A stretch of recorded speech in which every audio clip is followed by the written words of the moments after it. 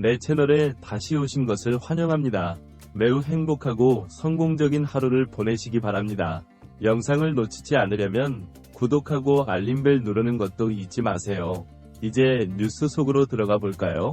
손흥민과 구팀 토트넘 사이에는 한때 논란과 비리가 터진 바 있다. 올 시즌 포스테콜로 감독 부임으로 3개의 특수 공격전을 보유한 팀 토트넘은 기존 콘테 감독 체제와 달리 주장을 손흥민으로 교체했다. 그러나 손흥민과 토트넘의 재계약 협상이 무산된 것으로 알려지며 국내 축구 팬들의 폭발적인 반응을 얻었다.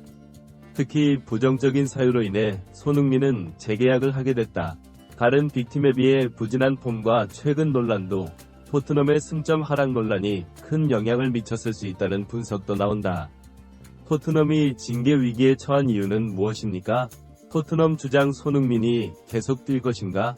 영국 현지 매체 스카이 스포츠가 보도한 손흥민의 재계약 불발 소식을 토트넘에 자주 보도한다. 다니엘 레비는 올 시즌 초반부터 2차례 손흥민 대표와 접촉했다.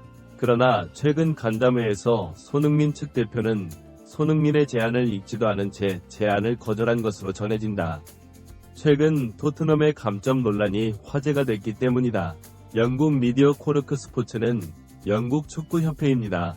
앞서 토트넘은 에이전트 규정 위반 의혹을 폭로해 현지 축구팬들을 충격에 빠뜨렸다.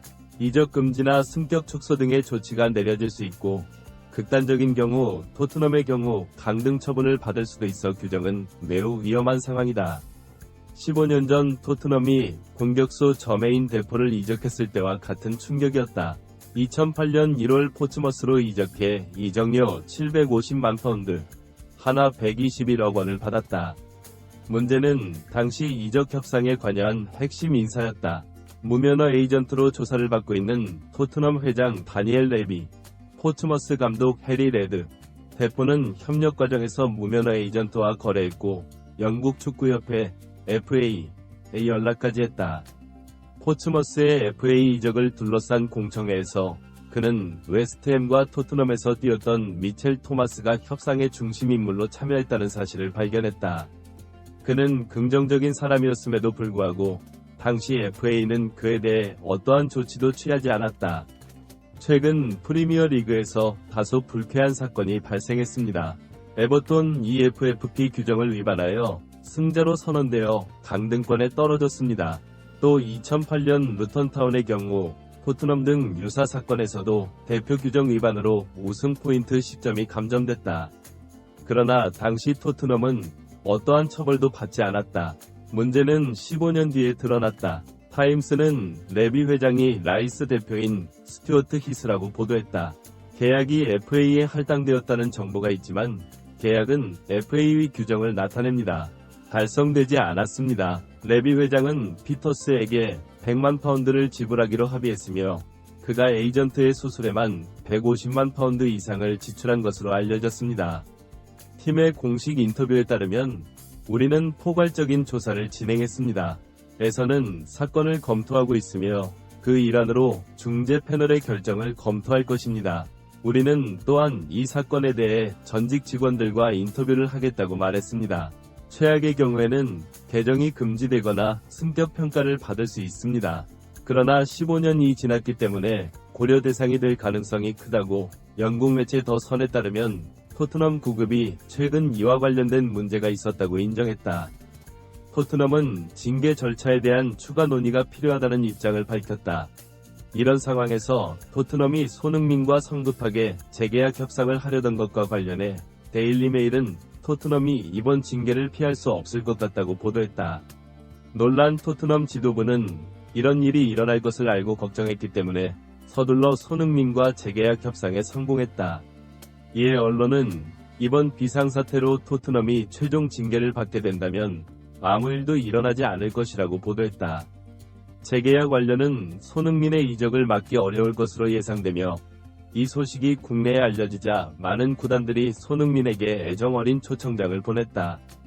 는 스페인의 피차이가 최근 보도한 내용을 인용해 레알 마드리드가 다음 시즌에 경쟁할 것이라고 말했습니다. 킬리하은 영입의 자신감을 잃고 손흥민이 대안으로 떠올랐다고 전했다. 레알 마드리드가 손흥민을 영입할 것이라는 추측이 나왔다. 이적 시장이 열릴 때마다 손흥민의 레알 마드리드가 계속해서 타겟팀으로 떠오르고 있으며 2020년과 2021년에도 레알 마드리드 이적설이 계속 거론되고 있다. 카를로 안첼로티 감독이 손흥민을 주시하고 있다는 기사가 나온다. 게다가 프리미어리그의 빅팀 중 하나인 리버풀에도 손흥민이 있다. 그는 모집 전에 돌입해 화제를 모으고 있다. 미러에 따르면 위르겐 클롭 감독은 수리가 도르트문트 감독 시절부터 손흥민 영입을 추진해왔다. 손흥민은 바이엘 레버쿠젠에 대한 충성심과 고집 때문에 여러 번 실패했다. 잉글랜드의 위르겐 클롭 감독은 프리미어리그에 처음 왔을 때도 손흥민을 리버풀로 영입하려고 했다. 리버풀은 살란을 대체할 공격수가 절대적으로 필요한 상황이기 때문에 어떤 면에서는 그럴 수 있다. 손흥민이 뽑힌 것은 당연한 일이었다. 이적설도 유럽에만 국한된 게 아니다. 손흥민이 4년간 시즌당 3천만 유로, 약 300억 원 규모의 계약을 제안받았다는 정보도 있다. 올 여름 이적 시장에서 사우디 아리티의 활약이 주목받고 있다. 이 소식이 알려지자 해외 커뮤니티의 반응은 매우 뜨거웠다. 손흥민, 레비가 깨어나더라도 서둘러라. 손흥민을 대체할 방법은 많다. 토트넘은 손흥민을 잃고 박지혜를 프리미어리그에 데려가야만 위식을 되찾을 것이다. 또 손흥민이 또 9위로 올라간다면 토트넘과 비교해 이적료는 얼마나 받게 될까? 센터 STN은 손흥민과 마네를 언급하며 누구의 경력이 더 나은지 비교한다.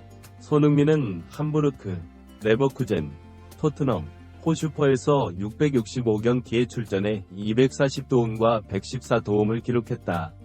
메인에서는 FC 매츠 살츠버그에서 뛰었습니다.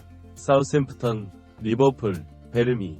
그는 니널레스 등을 위해 607경기에 출전해 239골을 기록하고 125도움을 기록했다. 걸음수를 비교하지 않아도 축구팬이라면 누구나 다 아는 사실이다. 손흥민의 아내는 속도가 더 빠른 것으로 평가된다. 그는 해리 케인에게 가려졌다고 생각하며 반응했다. 그의 경력은 타이틀에 따라 나뉘어졌지만 그는 많은 리그 타이틀을 획득했으며 프리미어 리그는 물론 유럽 축구연맹 챔피언스 리그에서도 우승했습니다. 감사합니다. 계속해서 최신 소식을 전해드리겠습니다. 구독과 좋아요 부탁드립니다.